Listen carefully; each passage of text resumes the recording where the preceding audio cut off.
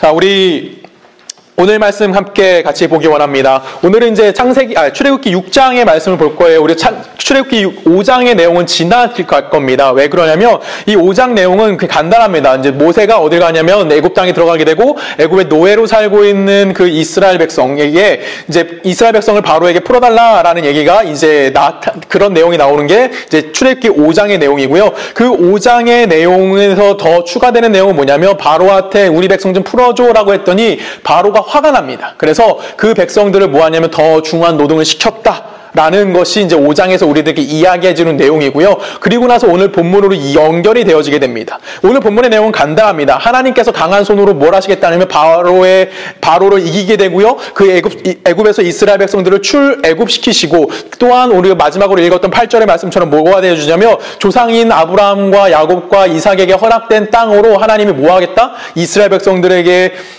이스라엘 백성들을 그곳으로 보내주실 거고 하나님의 약속은 성취가 이루어질 것이다 라는 내용을 담고 있는 것이 출애굽기 6장의 내용입니다. 근데 출애굽기 6장 내용을 읽어보면서 조금 이해가 되지 않는 부분이 하나가 등장합니다. 그것이 뭐냐면 출애굽기 6장 3절입니다. 우리 같이 읽어볼까요? 시작!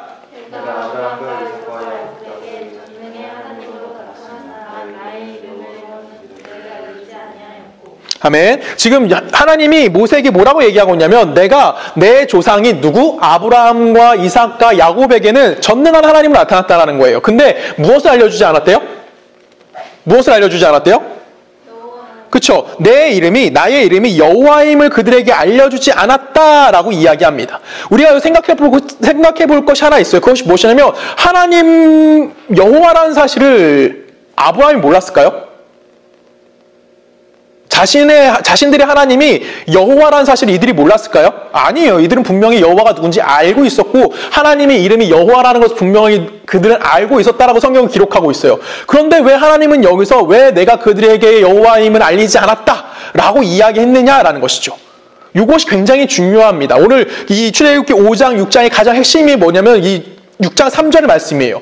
하나님께서는 왜 아브라함과 이삭과 야곱에게는 그 자신의 하나님 되심을 그 자신이 여호와라는 것을 알리지 않았다라는 표현을 썼느냐라는 것입니다. 여기서 알다라는 히브리어가 굉장히 중요한데 그 히브리어가 노다티라는 히브리어로 쓰여져 있습니다. 이것은 원래 알다라는 뜻 갖고 야다의 재규형을 쓰여져 있는 거예요. 이 야다가 뭐냐면 그냥 우리가 단순히 내가 누군가를 알아에 대해서만 이야기하는 것이 아니에요. 내가 누군가를 아는데 어느 정도 관계를 깊이 정도로 아는 거냐면 내가 부부관계를 맺고 있는 관계 정도의 깊이를 이야기하는 게 야다예요. 이해 가시죠? 그냥 내가 뭐 고지혜를 알아, 내가 임수아를 알아 이런 정도의 알다가 아니라 정말 속 깊은 것까지 다 아는 것을 뭐라고 하냐면 야다라는 그 히브리어를 씁니다. 근데 이 야다라의 히브리어에 재규형으로 쓰였어요. 그럼 그 재규형으로 쓰였다는 건 무슨 의미를 갖고 있냐면 이 노다티라는 것은 그 안에 속에 포함되어 있는 속성의 모든 것을 알려주다는 의미예요. 이해 가십니까? 그러니까 아브라함과 이삭과 야곱에게 하나님은 당신 이름을 가르쳐준 건 맞아요.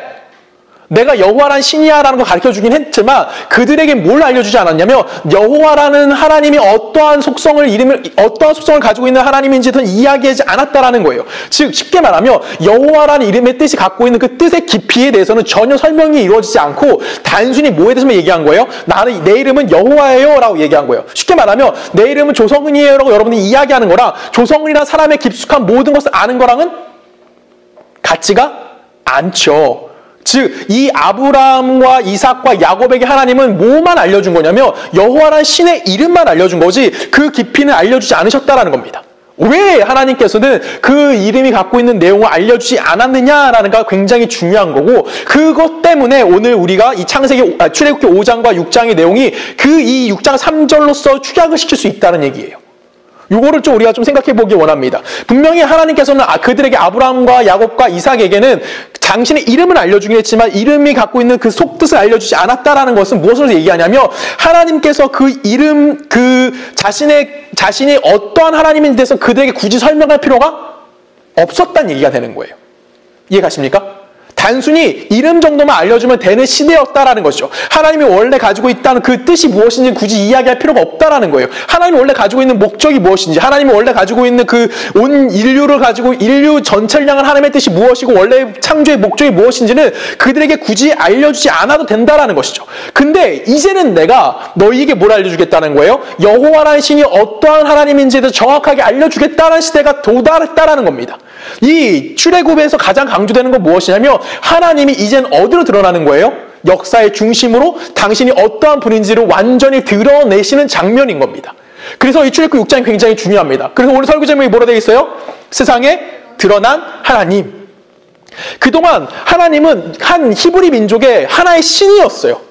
그냥 아브라함의 가족 신이었어요. 이 정도에 지나지 않을 때 하나님의 모습을 보여주고 있다가 갑자기 이제는 뭘 사용하시겠다는 거예요? 당신이 원래 창조했던 목적대로 이 전 인류에게 내가 뭘 나타내겠다는 거예요? 내가 어떤 하나님인지를 분명하게 드러내겠다라는 의지적 표현을 나타난 것이 뭐냐면 바로 이 출애굽 6장이라는 얘기입니다. 우리는 이 얘기를 좀 생각해 볼 필요성이 있습니다. 여러분 생각해 보십시오.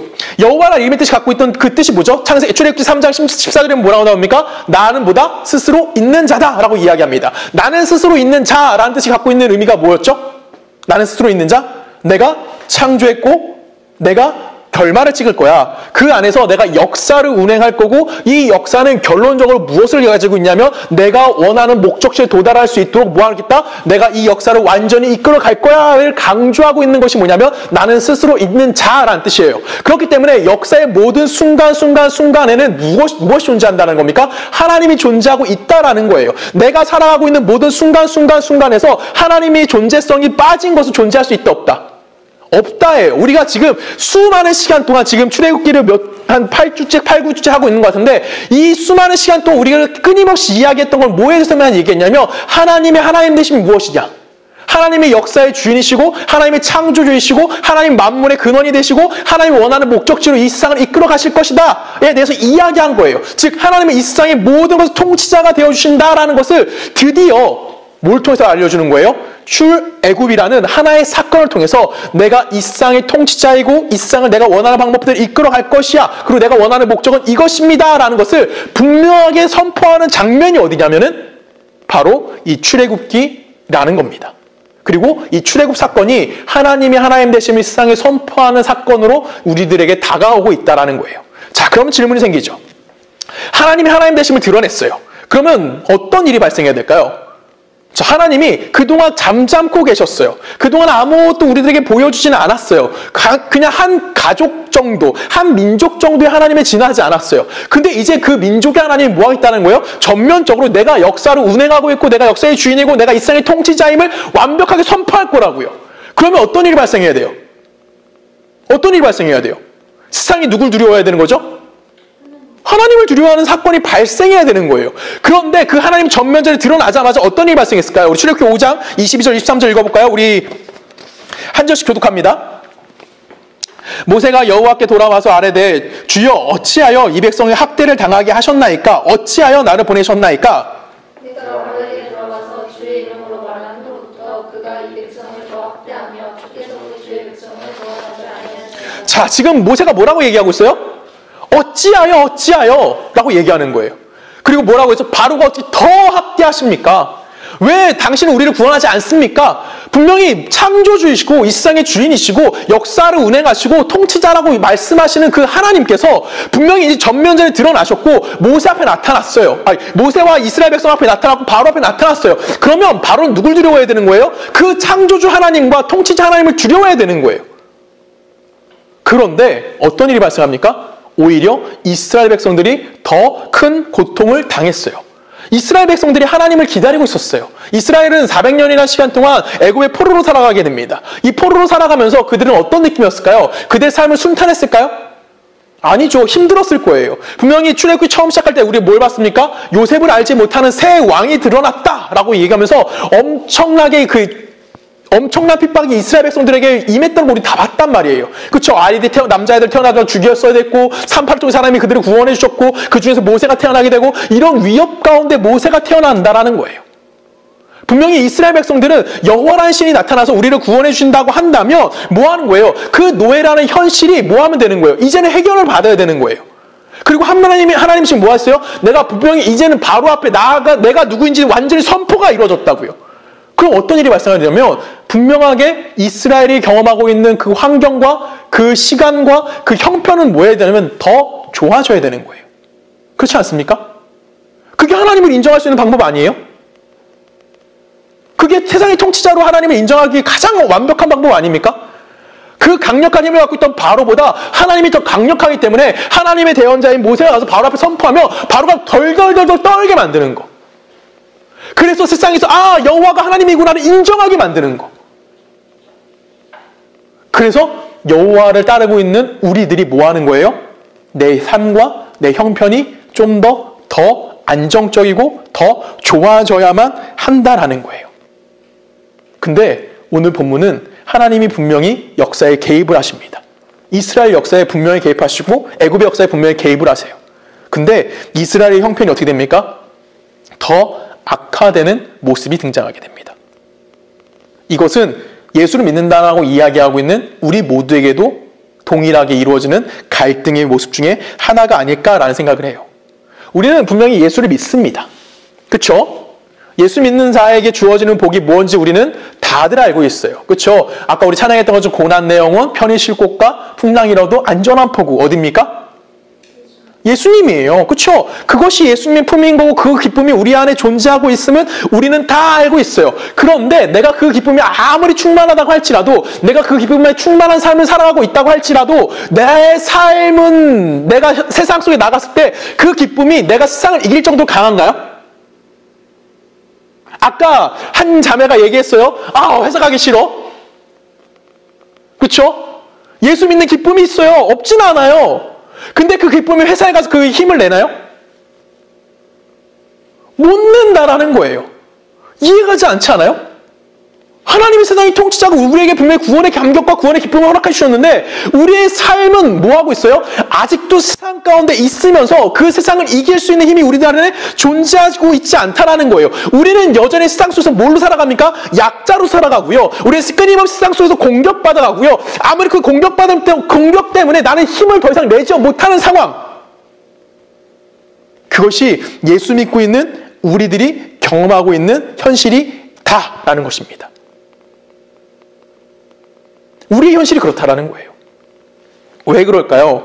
우리가 예수 믿어서 얻게 되는 구원의 감격, 영생의 기쁨, 아니면 하나님 나라에 대한 소망, 하나님에 대한 믿음, 이것은 우리가 현실 속에서 아직 현실화되지 않았기 때문에 그렇다라는 거예요. 그것이 여러분들이 잘 생각해야 될 문제 중에 하나입니다. 내가 예수 믿어서 얻을 수 있는 모든 것들의 결과물은 어떻게 생기는 거냐면 내가 지금 당장 내게 주어지는 현실적으로 드러나지 않는다라는 거예요.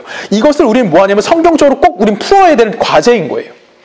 우리는 예수 믿는 자라고 하면 예수 믿고 복 받아요. 예수 믿고 뭐해요? 예수 믿고 뭐 합니다라고 우리는 쉽게 얘기하지 못하죠. 왜 그러냐면 내가 지금 그렇지 못하잖아요. 그렇지 않습니까? 근데 지금 생각해보세요. 예수 믿는다고 여러분 부자 되십니까? 예수 믿는다고 회사 생활이 편해지나요? 예수 믿는다고 내가 세상 속에서 경쟁하지 않아도 되나요? 아니에요. 우린 다 해야 돼요.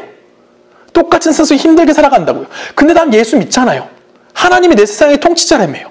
이 세상의 주인이라며요. 역사를 운행하신다며요. 나를 당신의 원한 창조의 목적으로 끌고 간다며요.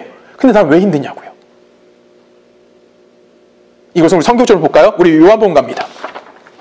요한복음 15장 한 절씩 교독할게요. 세상이 너희를 미워하며 너희보다 먼저 나를 미워한 줄 알라. 너희가 세상에 속하였으면 세상이 자기의 것을 사랑할 것이다. 너희는 세상에 속한 자가 아니요 도리어 내가 너희를 세상에서 택하였기 때문에 세상이 너희를 미워하느니라. 내가 너희에게 종이 주인보다 더 크지 못하다 한 말을 기억하라. 사람들이 나를 박해하였은즉 너희도 박해할 것이요 내 말을 지켰은즉 너희 말도 지킬 것이라. 자, 이해가십니까? 지금 19절에 보면 뭐라고 하고 있어요? 세상이 뭐 한대요? 너희를 미워한다 라는 거예요. 예수님을 믿으면 우리가 분명히 하나님의 백성이 되긴 합니다. 그런데 그 하나님의 백성이 됐는데 우리가 이제 누구에 선택받았다고요? 예수에게 선택받았다고요. 그랬더니 우리는 세상 속에 속한 것이 아니라 이제는 뭐로가 되는 거냐면 세상에서 반대되는 상황을 간다는 거예요. 그래서 뭐 하겠다는 거예요? 내가 예수를 믿었기 때문에 예수에 대한 핍박, 예수가 핍박받은 그것이 동일하게 누구에게도 우리에게도 그 핍박이 오게 될 수밖에 없다는 거예요. 왜? 세상은 누굴 싫어해요? 예수를 싫어한다는 거예요. 우리는 예수를 위해 선택받았기 때문에 뭐 하는 거예요? 그 선택받은 자들이기 때문에 세상으로부터 공격을 끊임없이 받아야 한다는 거예요. 그런데 문제는 우리가 이미 뭐한 자들이에요? 구원을 받은 자들이 구원의 기쁨을 갖고 있다는 거예요. 그래서 이 문제를 우리가 어떻게 해결을 해야 되냐면 시간적 개념으로 좀 이해를 해야 될 필요성이 있다는 거예요. 시간적으로 이걸 이해한다라고 이야기하는 것은 무엇이냐면 우리가 구원을 통해서 우리에게 주어진 기쁨이나 아니면 믿음이나 아니면 뭐 신앙에 대한 모든 것들의 결과물은 언제 우리에게 주어지는 겁니까? 우리 이건 내세적이라는 표현을 쓰는 거예요. 내세적이라고 단순히 그냥 내가 죽었을 때라는 개념으로 단순히 그런 죽음의 개념이 아니라 여기서 말하는 내세적이라는 개념은 어떤 개념이냐면 예수 그리스도가 이 땅에 뭐 하는 거예요? 다시 재림했을 때 예수 그리스도를 통해서 만들어질 새하늘과 새 땅이 이 땅 가운데 선포가 이루어졌을 때를 말하는 거예요. 그때 우리가 무엇을 누리게 되냐면 구원을 통해서 우리에게 주어지는 결과물을 완전하게 누릴 수 있게 되어진다라는 거예요. 왜요? 우리는 어디에 속해 있어요? 하나님 나라에 속해 있는 자들이고요. 우리는 내세에 속해진 자들이고요. 하나님에 속한 하나님의 백성이기 때문에 지금 이 현실 속에서 구원은 받고는 있지만 이 현실 속에서 그걸 누리는 것이 아니라 우리는 어디서 그걸 완벽하게 누린다고요? 예수 그리스도가 재림한 현실 속에서 그걸 누릴 수 있게 되어진다라는 거예요. 근데 문제는 우리가 어디서 구원을 받아요? 세상 속에서 구원을 받아요. 그리고 우리는 계속해서 어디 살아가야 됩니까? 현실이라는 삶을 살아가야 되는 겁니다. 여러분 세상은 어떤 곳입니까? 세상이라는 현실을 우리는 뭐라고 표현할 수 있어요? 세상이라는 현실을? 세상은 어떤 곳이에요? 죄가 만연한 곳이에요. 세상은 어떤 곳입니까? 양육강식의 힘이 완전히 주장이 이루어지는 곳이고요. 또한 그 힘을 자랑하는 곳이 어디예요? 이 세상이라는 거예요. 우리는 이 세상에서 질서나 아니면 이 세상의 가치나 아니면 이 세상의 흐름과 완전히 반대되는 방향으로 살아가고 있는 자들이라는 거예요. 그것을 거스리면서 우리는 거스르는 자로 하나님 뭐 하셨다고 얘기했어요? 내가 너희를 택했다라고 이야기하는 거예요. 하나님이 우리를 택하셨다고요. 예수가 우리를 택했다고요. 그래서 우리는 어쩔 수 없이 뭐 하는 거예요? 그 세상과 반대되게 살아갈 수밖에 없는 존재가 되어졌다면, 발이 섞이죠? 존재가 되었음에 대해서 이야기하는 거예요. 그래서 우리는 내가 가지고 있는 평화도 있고요. 내가 하나님부터 공급되어지는 복도 있고요. 내가 하나님부터 보여주는 영생, 생명을 우리가 소유하고 있긴 하지만 실제로는 그렇게 앞으로 될 자들이긴 하지만 어떻다라는 거예요? 우린 지금 어디 있어요? 아직 현실 속에서 살아가고 있는 거예요. 어떤 현실? 죄와 힘을 내고 있는 현실 속에서 우리는 그와 반대되는 것을 가지고 살아가고 있다는 거죠. 이렇기 때문에 우리는 어렵다고 이야기하는 거예요. 이렇기 때문에 우리는 내가 이 신앙생활을 하고 있다면 굉장히 힘들다는 말을 하는 거고요. 우리는 이 세상 속에서 너무나 지치고 너무나 어렵다라는 말을 할 수밖에 없게 되어지는 겁니다. 이거는 갈라디아서에서 좀 더 우리에게 구체적으로 설명합니다. 우리 갈라디아서 같이 읽어볼까요? 같이 읽습니다. 5장. 내가 이르노니 너희는 성령에 따라 행하라. 그리하면 육체의 욕심을 이루지 아니하리라. 육체의 소욕은 성령을 거스르고 성령은 육체를 거스르나니 이 둘이 서로 대적함으로 너희가 원하는 것을 하지 못하게 하려 함이라. 아멘. 여러분 성령을 따른다라는 것은 모든 그리스도인들, 성도가 뭐 하는 거예요? 바라봐야 되는 거고 우리가 구체화시켜야 될 거고 우리가 하나님 앞에 구해야 될 은혜가 뭐냐면 내가 성령을 따라 살겠습니다라고 이야기하는 거예요. 내가 성령을 따라 산다라는 것은 조금 더 쉽게 표현하면 내가 하나님의 뜻을 따라 살겠습니다라고 이야기하는 겁니다. 즉 내가 성령을 따라간다라고 이야기한다는 것은 나는 어디에 속한 자가 되는 거예요? 하나님께 속한 자가 되는 거고요. 그의 자녀된 자들이다라고 이해하는 겁니다. 그럼 나는 하나님 나라에 이미 속해 있어요. 그럼 나는 어디에 속한 것이 아닙니까? 세상과는 세상에 속하지 않고 육체를 따를 수 없는 존재가 되어졌다라는 거예요. 쉽게 말하면 내가 하나님을 닮아가면 닮아갈수록 나는 세상과 뭐 하는 거예요? 더 멀어지는 존재가 되어지는 거예요. 내가 성령을 따른다라고 이야기하며 그와 반대되는 세상의 소욕, 세상의 욕심, 세상에서 우리에게 추구하는 가치와는 내 삶은 어떻게 되는 거예요? 점점 그것을 멀어지면서 그것들을 뭐하는 자가 되어야 되냐면 거절할 수 있는 자가 된다라는 거예요. 그것이 무엇이냐면 내가 성령을 따르는 자라고 이야기하는 거고 그것이 우리들에게 뭘 주는 겁니까? 하나님 나라가 무엇인지를 알게 해준다는 거예요. 근데 이게 정말 어려워요. 그렇지 않습니까? 여러분 성령에 따라 생활하지 않어요? 여러분 성령에 따라 살지 않습니까? 여러분 하나님 나라에 속해 살아가고 있지 않습니까? 다 이럴 땐 아멘 하는 거예요? 네. 살아가고 있지 않습니까? 아멘이죠. 그런데 우리는 지금 어디서? 우리는 당연히 성령을 따라 살아가고 있음에도 불구하고 또 당연히 뭐하고 있어요? 세상의 소욕을 따라가고 있다라는 거예요. 이것은 왜 그러냐면 우리에게 주어질 그것은 언제 완성이 된다고요? 언제 완성이 된다고요? 예수 그리스도가 재림해서 새하늘과 새 땅, 즉 하나님 나라가 선포되어지는 그 순간에 우리들에게 주어질 것이라는 거예요. 그 하나님의 하나님 되심과 하나님이 이 세상의 주인이시고 하나님의 의로우심과 하나님의 거룩함의 완성형이 이루어질 수 있는 곳은 어디냐면 하나님이 세우실 영원한 나라에서 그것이 이루어진다라는 것이죠. 지금 이 시간이 아니라 예수 그리스도가 뭐 할 때? 재림할 때. 그러면 그때 누가 이기는 겁니까? 우리가 이기는 거예요. 누가 옳게 되는 겁니까? 우리가 옳다라는 것이 세상에 알려진다라는 거예요. 그리고 우리가 옳기 때문에 내가 살아왔던 방식이 맞는 내가 살아왔던 방식이 형통한 삶인 거고요. 내가 이 세상에 살아온 방식이 세상에서 승리하는 방식인 거고요. 내가 죄와 거짓된 것을 뿌리치고 살 수 있었습니다. 근데 그것은 틀린 것이 아니습니다 하고 당당히 선포할 수 있는 것이 우리에게 시간적으로 다가온다라는 거예요. 근데 지금은 우리가 어디 있어요? 현실적으로 그 안에서 이 현실이라는 시간에 살아가고 있다는 거죠. 하나님의 약속은 분명히 이루어질 거지만 아직 뭐하지 않았어요? 현실화되지는 않았다라는 거예요. 우리는 약속을 기다려야 되고요. 또 그 약속에 대한 믿음을 소유하고 있어야 돼요. 어디서요? 죄가 만연하고 양육강식의 힘이 살아있는 그리고 그 힘을 자랑하는 이 세상 속에서입니다. 세상은 아직 자기의 힘을 내려놓지 않았거든요. 세상은 아직 자기 힘을 소유하고 그 힘을 자랑하고 있어요. 우리는 그 세상 속에서 뭐 하는 겁니까? 반대되는, 그것과 전혀 반대되는 삶으로 우리 부름받았고 우린 그 삶을 살아가기 위해 노력하는 거예요. 근데 문제가 뭐냐면 우리가 오해를 하고 있어요. 여러분 기도할 때 하나님 앞에 기도 열심히 해요.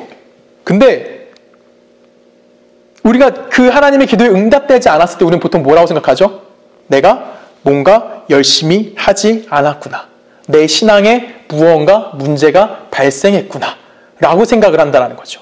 그러면서 우리는 내가 이 하나님의 것을 따라가고 있음에 대해서 그것에 대해서 말할 수가 없다라고 이야기한다는 거예요.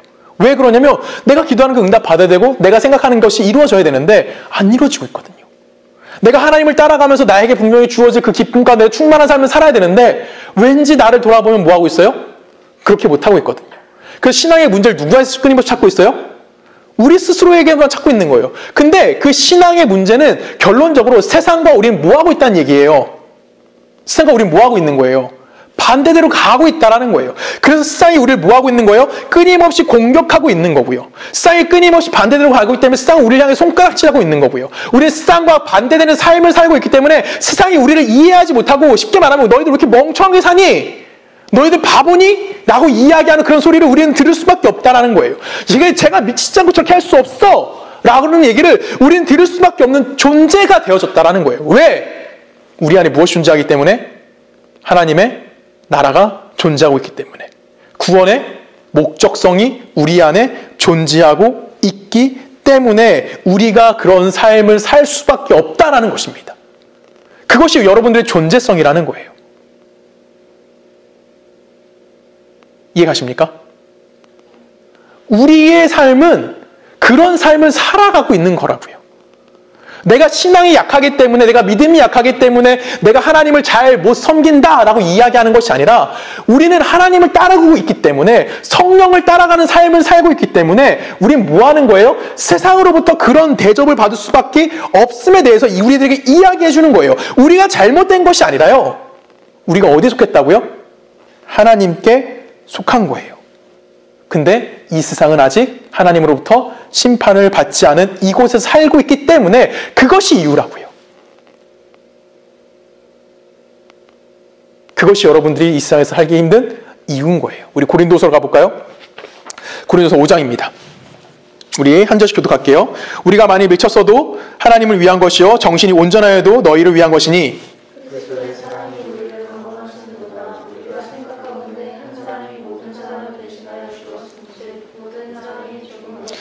그가 모든 사람을 대신하여 죽으심은 살아있는 자들로 하여금 다시는 그들 자신을 위하여 살지 않고 오직 그들을 대신하여 죽었다가 다시 살아나신 이를 위하여 살게 하려 하심이니라 라고 합니다. 이건 당연히 예수 그리스도에 대해 얘기하는 거 여러분 다 아실 거예요. 예수 그리스도 누구를 위해서 죽습니까? 우리를 위해 죽습니다. 그리고 우리를 위해서 죽으신 그 예수 그리스도로 인해서 우리는 이 죄악된 세상을 따라가는 삶을 사는 것이 아니라 우리에게 허락된 의와 진리와 거룩으로서 지어지시는 하나님의 백성으로 살아가는 자리로 불림받은 자들이에요. 우린 그걸 뭐라고 표현하면 구원받았다라는 표현을 쓰는 거예요. 근데 여기서 중요한 단어가 나옵니다. 이 고린도서에서 가장 중요한 단어가 뭘까요? 14절에 보면은 한 사람이 뭐였대요? 모든 사람을 대신하여라는 거예요. 그러면 하나님의 구원의 계획은 어디에 있다라는 거예요? 누구에게 있어요? 몇 명이 존재한다는 얘기입니까? 아니죠. 하나님의 구원은 뭐예요?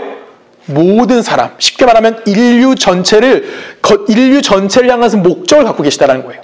하나님의 구원은 단순히 몇 명을 구원하겠다라는 것이 아니라 누구누구만 내가 선택적으로 구원하겠다는 것이 아니라 모든 인류를 구원하고 있다는 하나님의 목적을 갖고 계셨다는 거고, 이것은 언제 만든 거예요? 하나님이 이 세상을 처음에 창조했을 때, 이 세상과 인간을 만드신 그때부터 가지고 계셨던 목적이라는 거예요. 그 목적은 우리가 끊임없이 살펴봤어요. 창세기에 나오는 그게 무엇입니까? 하나님의 형상대로 지음받은 자, 그 형상을 따라가는 자, 하나님의 대리자로서 하나님의 모든 것 권한을 누릴 수 있는 자, 그것이 우리에게 주어진 복이라는 것을, 우리를 그 복의 지혜를 회복시켜주기 위해서 우리를 뭐 해주겠다는 거예요? 자녀 삼아주시겠고 그대로 살게 만들어주시겠다는 것이 누굽니까? 하나님이라는 거예요. 그런데 문제는 뭐예요? 우리가 범죄했다라는 거예요. 우리가 하나님을 떠났다라는 거예요. 우리가 세상 속에 빠진 거고요. 내가 하나님의 심판 앞에 쓸 수밖에 없었다고요. 그래서 하나님은 뭐 하신 거예요? 예수 그리스도를 이 땅에 보내신 거고, 우리를 죄와 사망으로부터 뭐 하신 거예요? 구원해 내셨다고요. 그 구원하시면 결론적으로 어떻게 만들겠다? 내가 원래 창조했던 가장 완벽한 모습, 하나님의 형상을 닮은 자로 살아갈 수 있도록 우리를 뭐 하겠다? 회복시키시겠다. 이것이 하나님이 가지고 계신 목적이라는 거예요.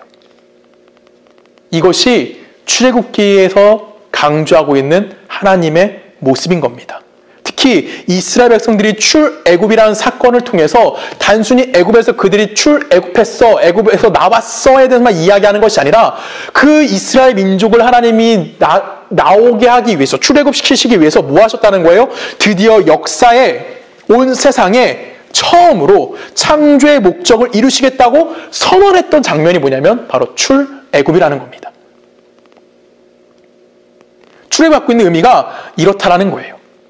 마찬가지로요, 예수님이 이 땅에 오셨고요, 우리를 구원하신 것은 각 개인 영혼들을 향한 하나님의 궁휼하심인 거고, 하나님의 우리를 복주시기 위한 그 모습도 있긴 하지만 단순히 그 내 개인적인 구원에만 멈춰 있는 것이 아니라 어디까지 가야 되는 거예요?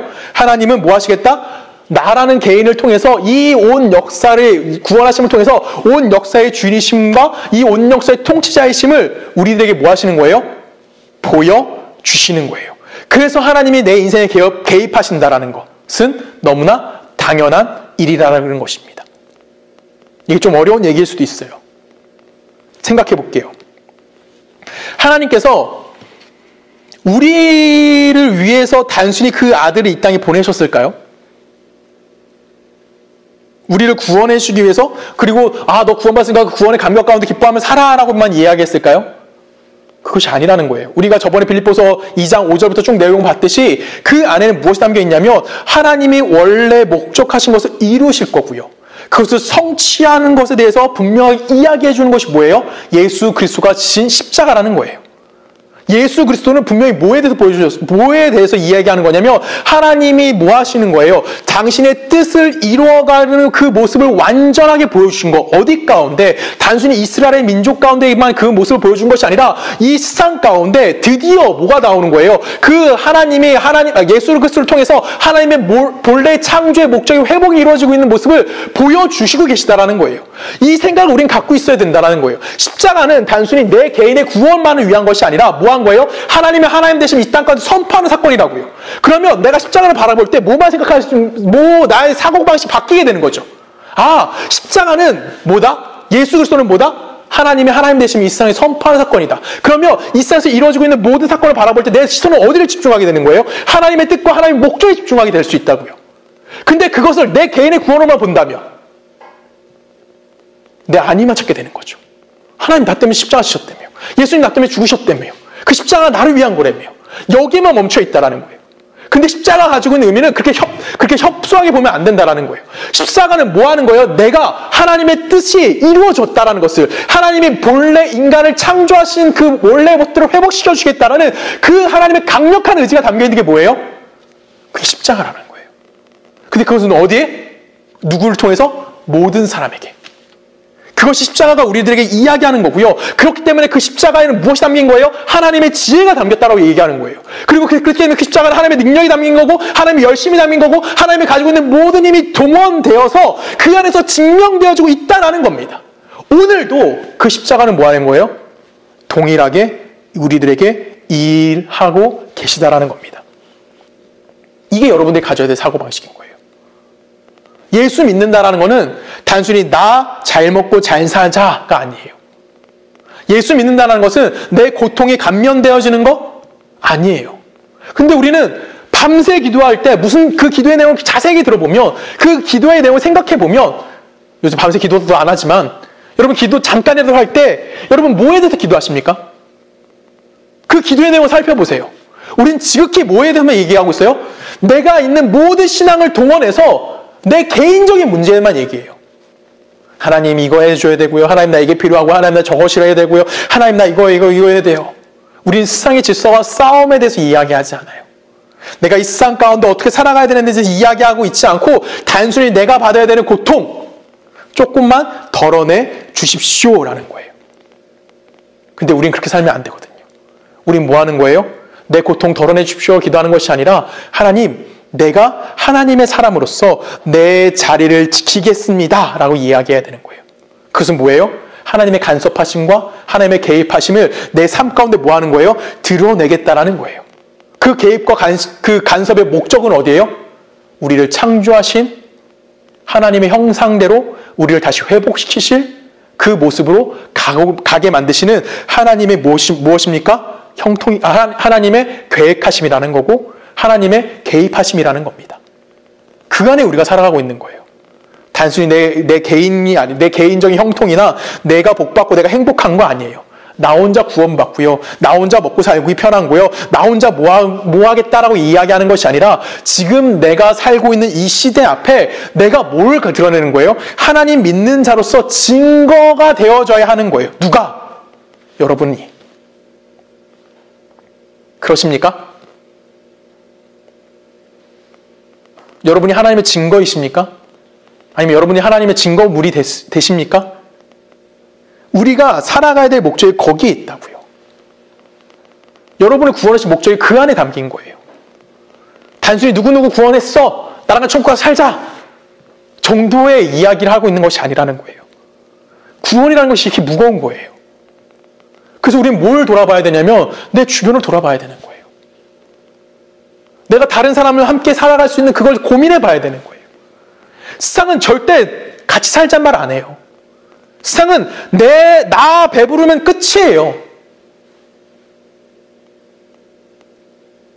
근데 예수 믿는다라는 것은, 구원받았다는 것은 단순히 내 개인의 안위와 내 개인의 평안만을 강구하는 것이 아니라, 내가 나라는 존재성을 통해서 무엇이 드러나는 거예요? 하나님의 창조의 의도가 드러나야 되는 거예요.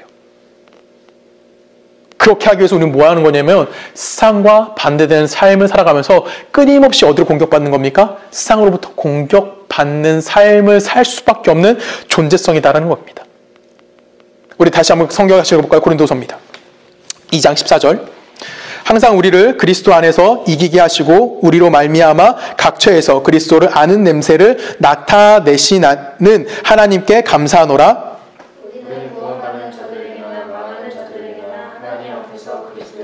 같이 읽을까요? 이 사람에게는 사망에 이르는 냄새요 저 사람에게는 생명으로부터 생명에 이르는 냄새라. 누가 이 일을 감당하리요. 자, 요 얘기는 뭐 비유법이라고 가질 수 있긴 해요. 근데 중요한 건 뭐냐면 우선 14절에 보면은 항상 우리를 뭐 한대요? 그리스도 안에서 이기게 한대요. 그럼 우리는 뭘 갖고 있는 자들이에요? 승리를 이미 가지고 있는 자들이라는 거고, 이 승리라는 것을 여기서 뭐라고 표현해요? 그리스도를 아는 냄새라는 표현을 쓴 거예요. 여기서 냄새라는 표현을 왜 썼을까요? 이건 로마의 문화적 배경을 갖고 오는 거예요. 로마가 땅을 점령합니다. 그 땅을 점령하고 어떻게 되냐면 이제 승리한 사람들이 이렇게 딱 퍼레이드 하면 들어오겠죠. 그렇죠? 그리고 그 앞엔 누가 쓸까요? 맨 앞에는 이긴 개선 장군이 쓰겠죠. 그렇죠? 그 개선 장군이 쓰고 그 뒤에는 향로를 하나 피웁니다. 큰 향로를. 그리고 그 향로 뒤에는 누가 쓸까요? 포로들이 끌려오는 거예요. 같은 향이에요. 근데 이 향은 앞에 가는 사람한테 어떤 이미지예요? 무슨 의미일까요? 승리를 이끌었으니까. 내가 승리했어. 나는 이겼어. 라는 기쁨과 승리의 향기예요. 근데 뒤따라오는 포로들에게는 기쁨일까요? 곧 자신들에게 닥칠 죽음이에요. 그 죽음의 향기가 되는 거예요. 그래서 어떤 이에게는 죽음의 향기가 같은 향기인데, 어떤 이에게는 죽음의 향기가, 어떤 이에게는 생명의 향기가 되는 거예요. 마지막에 이들은 신전 꼭대기에 올라갑니다. 그리고 어떻게 될까요? 그 향로불을 가지고 포로들이 있는 그 자리에서 다 죽여버려요. 포로들은 두려워요. 무 때문에, 이 향기 때문에. 지금 이 비유가 그래서 여기서 사용된 거예요. 어디까지 갔을 때? 승리하는 그 마지막 꼭대기에 올라갔을 때 뭐라는 거예요? 결국은 이 세상에 하나님이 유일한 하나님이시고, 하나님이 이 세상에 통치자시고, 하나님의 섭리하시는 이 세상 하나님의 역사의 통치자이심에 대해서 완전하게 선포가 이루어져서 결론적으로 우리는 뭐 하는 자들이 된다는 거예요? 우리는 승리하는 자들인 거고, 그렇기 때문에 우리는 뭘 가질 수밖에 없는 거예요? 우리를 통해서 우리는 기쁨을 가질 수밖에 없는 존재임에 대해서 분명히 드러날 수밖에 없다는 거예요. 근데 반대로 이 세상 사람들은 뭐 할 수밖에 없는 거예요? 그 모든 것들은 뭐 할 수밖에 없다는 거예요. 죽음에 경고할 수밖에 없다에 대해서 이야기하는 거예요. 누가? 우리가. 이해가요? 향기가 여러분이라고요. 우리 안에 그리스도의 향기가 난다고요. 그럼 우리는 그 그리스도의 향기 때문에 어쩔 수 없이 하나님께 감사하고 하나님께 승리의 찬양을 할 수밖에 없는 존재예요. 결론은. 근데 우리의 향기는 결론적으로 또 하나님을 거스르는 이 세상에게 뭐가 되는 거예요? 죽음의 향기가 될 수밖에 없음에 대해서 이야기하는 거예요. 그럼 여러분들이 가져야 될 무게감이 엄청나게 되는 거예요. 우린 단순히 예수 믿고 병이 나았습니다. 뭐 예수 믿고 취업했습니다. 예수 믿고 부자 됐습니다. 이런 간증이 있을까요? 없을까요? 있어요. 그렇죠? 없진 않아요. 이거는 지극히 개인적인 하나님의 은혜예요. 그렇죠? 어떤 사람은 정말 예수 믿고 부자 될 수 있고요. 어떤 사람은 예수 믿고 병 나을 수도 있어요. 어떤 사람은 정말 열심히 기도했더니 내가 정말 좋아하는 직장에 취업될 수도 있고요. 그런 사람도 있잖아요. 어떤 사람은 뭐 한 10년 기도했더니 원하는 배우자 그대로 다 하나님이 들어주셨다. 이건 지극히 개인적인 거예요. 그 사람에게 베풀어 주신 하나님의 은혜에 지나지 않는 거예요. 그렇죠? 이건 간증이라고 해요. 간증이 옳고 그름은 우리는 알 수 없어요. 그건 누구만 알 수 있는 거예요? 하나님만이 아는 거예요. 왜? 그 사람과 하나님 개인적으로 이루어졌던 그 어떤 한 간증거리에 지나지 않는다라는 거죠. 그런데 문제는 우리는 여기에만 너무 집중하는 거예요. 아, 쟤는 저렇게 해서, 쟤는 저렇게 기도해서, 쟤는 저렇게 해서 뭔가 이뤘대. 나도 저렇게 해볼까? 라고 우리는 뭘 끌고 가는 거예요? 하나님을 거기로 끌고 가는 거예요. 그래서 우리가 맨날 실패한다고 하는 거예요. 그것이 잘못된 게 아니라고요. 그것은 분명히 필요하기도 한 거예요. 개인적인 기도 해야죠. 내 요구 하나님께 간절히 외쳐봐야죠.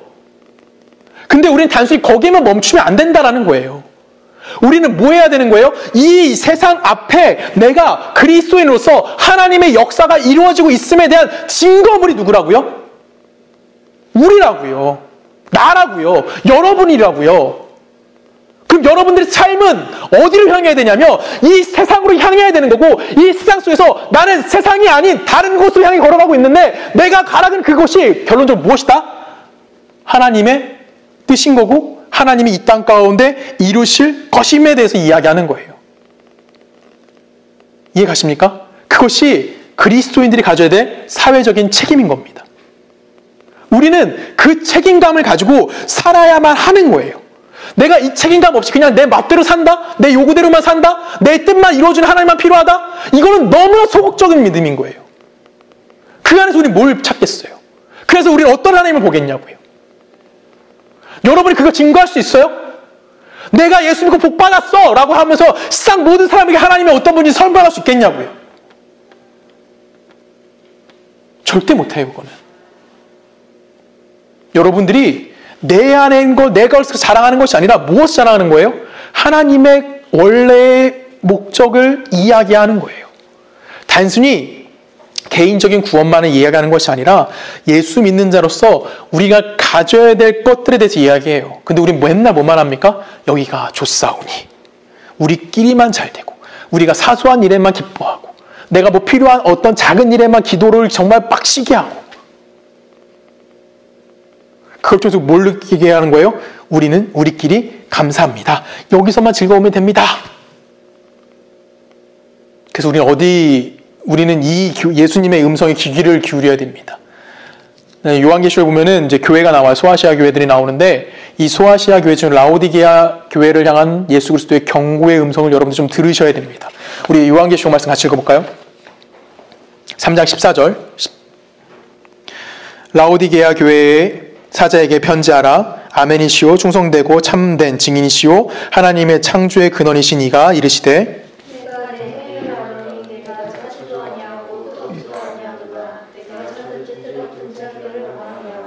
내가 이같이 미지근하여 뜨겁지도 아니하고 차지도 아니하니 내 입에서 너를 토하여 버리리라. 내가 말하기를 나는 부자라 부여하여 부족한 것이 없다 하나 내가 공한 것과 가련한 것과 가난한 것과 눈먼 것과 별거벗은 것을 알지 못하는도다.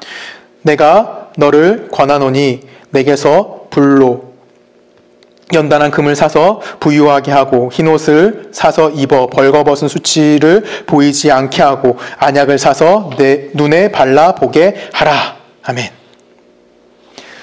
지금 이 라오디게아 교회를 향해서 예수님께서 말씀하신 것은 무엇이냐면 뭐 하지 말래요? 너희들 뭐 좀 하지 말라? 뜨겁든지 미직지근하지 말라라는 것. 차라리 뜨겁든지 뭐 하든지 차든지 둘 중에 하나라고. 미직지근하면 내가 뭐 하겠다? 토해버리겠다라고 이야기하는 거예요. 지금 이 얘기는 뭐에 대해서 얘기하는 거냐면 우리의 신앙의 최우선순위를 너무나 내세적으로 밀어버리지 마는 거예요. 내가 죽어서 천국 가야지. 내가 죽어서 뭐 해야지 하면서 나는 죽어서 천국 갈 거니까 이 세상에서 뭐 하면 되는 거야? 그냥 대충대충 살아보자 라고 타협하지 말라라는 거예요. 이해 가십니까? 지금 이 경고의 가장 큰 핵심은 뭐냐면 내가 신앙인으로서 뭐 하라는 거예요? 이 땅 가운데 신앙인의 삶을 살라라는 거예요. 여러분 신앙인의 삶이 뭐예요? 오랜만에 비판 좀 해볼게요. 신앙의 삶이 뭡니까? 광화문 가가지고 막 그렇게 마이크 잡고 외치는 게 신앙인의 삶이에요? 예수 천당 불신지옥 외치는 게 신앙인의 삶입니까? 데모하는 게 신앙인의 삶이에요? 아니면 내가 머리 빡빡 밀고 산속에 들어가가지고 내가 거기서 막 돛 닦고 사는 게 신앙인입니까? 신앙인으로 산다는 게 뭘까요? 지금 이 라오디게아 교회를 향해서 예수님이 말씀하신 네가 미직지근하지 말라라고 이야기해 뭘까요? 네가 사회적인 책임을 가져야 함에 대해서 이야기하는 거예요. 그 책임은 뭐예요? 여러분들의 삶과 처지에서 뭐 하라고요? 그리스도인의 향기가 되라고요. 그리스도인의 냄새가 되라고요. 왜? 그것이 우리에게 주어진 하나님의 삶인 거고 하나님의 계획인 거고 그 삶이 뭐라는 거예요? 내가 이 세상 가운데 드러내야 될 하나님의 증거라는 거예요. 하나님 대신 이 땅 가운데 선포하는 가장 완벽한 모습이 뭐라는 거예요? 내 삶 속에서 이루어지고 있다는 거예요. 그것이 어디라는 거예요? 바로 여러분의 직장인 거고요. 여러분의 삶인 거고요. 여러분의 가정인 거고요. 여러분의 삶의 현장이 그것이 된다라는 거예요. 그 현장에서 여러분 누굴 지닌 자입니까? 하나님의 통치를 지닌 자라는 거예요. 그래서 우리는 누구와 싸우는 겁니까? 이 세상의 권력과 이 세상에서 요구하는 것에 대해서 반대되는 걸 싸우는 거예요. 그 반대되는 싸움을 끊임없이 하는 거예요. 그렇기 때문에 우리에게 뭐라고 얘기할 수 있는 거냐면 그리스도인은 정직해야 되고 그리스도인은 신실해야 되는 거고 그리스도인은 양육강식을 벌어서나야 되는 거고 내가 져줘야 되는 거고 내가 이익을 구하는 것이 아니고 내가 더럽게 살아가는 것이 아니고 내가 또 뭐 하지 않는 거예요? 내가 남을 향해서 세상의 기준으로 그 사람 손가락질하지 말라라고 이야기하는 거예요. 우리가 그렇게 해야 되는 거예요. 왜? 나를 통해서 하나님의 하나님 되심이 어디에? 이 세상에 선포되어지기 때문에. 그게 누구라는 거예요? 그게 우리인 거고요. 그 삶을 살지 못하기 때문에 예수님이 이 라오디게아 교회를 향해서 뭐라고 했다고요? 차갑던지 뜨겁든지 하라. 그 얘기를 하시는 겁니다. 우리는 이 세상에서 너무나 쉽게 타협을 하고 살아요. 대표적인 게 뭐냐면 바로 교회에 와서만 우린 누굴 찾습니까? 하나님을 찾아요. 우리는 교회에 와서만 신앙인인 거예요. 예수 믿는 것을 교회에서만 합니다. 왜 그럴까요? 왜 그럴까요? 뭔지 모를 하나의 보험 같거든요. 내 세상의 쓰레기로 살지만 교회 와서 기도 한번 하면 왠지 내가 좀 그래 하나님이 좀 이쁘게 봐주시겠지 라고 생각할 수도 있는 거예요. 아니면 대표적인 그거죠. 차에 십자가 붙여놓는 거. 여러분 차에 십자가 왜 붙여놔요? 차에 십자가 왜 붙여놔요? 부적인가요? 십자가 붙어있으면 사고 안 나요? 우리는 예수님을 무슨 무당처럼 만들어가는 모습도 너무나 쉽게 해요. 부적이에요? 예수 십자가가? 예수님이 무슨 안보험인가요? 내 편안한 안락한 삶을 위해, 노후의 안락한 삶을 위해서 예수님이 필요한 건가요? 우리는 너무 그런 쪽으로만 예수님을 끌어가는 거예요. 근데 이런 건 우리 신앙이라고 하지 않아요. 신앙은 내 구원의 확보는 될 수 있어요. 이렇게 살아가는 건 내 구원의 확보는 이룰 수 있을지 몰라요. 그 사람이 구원받다 구원 못 받았다는 얘기 못해요. 구원의 확보를 할 수 있을지도 몰라요. 근데 그 삶이 뭐라는 거예요? 하나님이 누구이신지 증거하는 삶은 절대 살 수 없다라는 거예요. 그럼 하나님의 구원의 목적이 정확히 이루어지지 못한 삶을 살게 되는 거죠. 여러분을 구원하신 이유는 여러분을 통해서 무엇이 드러나는 거예요? 이 세상에 하나님이 드러나는 거예요. 우리를 통해서 하나님이 어떠한 분인지를 증거해야 된다고요. 이게 출애굽의 가장 근본적인 목적이에요. 가장 궁극적인 목적이 뭐예요? 온 세상으로 하여금 내가 하나님인 줄 알게 하노라. 이 세상이 하나님에 대해서 알게 만들겠다고요. 그게 아까 봤던 노다티예요. 그 안에 하나님을 알리는 거예요, 이제. 하나님의 속성이 어떤 것이고 하나님이 누구인지를 알리는 거예요. 이게 출애굽 사건의 가장 큰 핵심이에요. 이 출애굽 사건을 통해서 이스라엘의 단순한 고통으로부터 해방에 대해서 얘기하는 것이 아니라 하나님의 의로우심과 하나님의 자비하심과 하나님의 사랑과 그 모든 것들이 모든 인류에게 주어짐을 통해서 모든 인류를 뭐하고 싶다? 하나님의 사람으로 하나님의 백성으로 회복시키시겠다. 그래서 그 회복함을 통해서 하나님이 원하는 목적지에 모든 사람이 도착할 수 있게 만들어주는 거. 그것을 위해서 누가 필요한 거예요? 우리로 하여금. 여러분들을 통해서. 그 일이 이루어지는 거고요. 여러분의 삶을 통해서 하나님이 영광 받기를 원하신다라는 겁니다. 여러분, 예수 믿는 거는 어렵습니다. 예수 믿는 거는 나 혼자가 아니기 때문에 힘듭니다. 여러분, 그리스도인이 된다라는 것은 나의 삶을 통해서 이 세상의 힘이 증명되는 게 아니라요. 내 삶을 통해서 무엇이 증명되는 겁니까? 하나님의 하나님 되심. 그 삶을 여러분이 살기를 원합니다. 그렇게 하기 위해서 여러분들은 현실 속에서 오늘의 삶 속에서 하나님의 말씀에 순종하여야 되고요. 하나님 향한 믿음을 갖고 계셔야 되는 거고요. 거기서 끊임없이 싸우셔야 되는 겁니다. 그 싸움 안에서 우리는 손가락질 당하고 우리는 고통당하고 우리는 외면당할 수도 있습니다. 두려워하지 마십시오. 말은 이렇게 하지만 나도 두렵습니다. 근데 우린 그 삶을 살아갈 겁니다. 왜요? 우리는 이미 하나님의 거룩한 백성이기 때문에. 저와 여러분이 이 싸움에서, 이 삶에서 꼭 승리를 하실 수 있는 하나님의 영광을 드러내는 삶을 살아내기를 주님의 이름으로 간절히 부탁드립니다. 우리 함께 기도하십니다.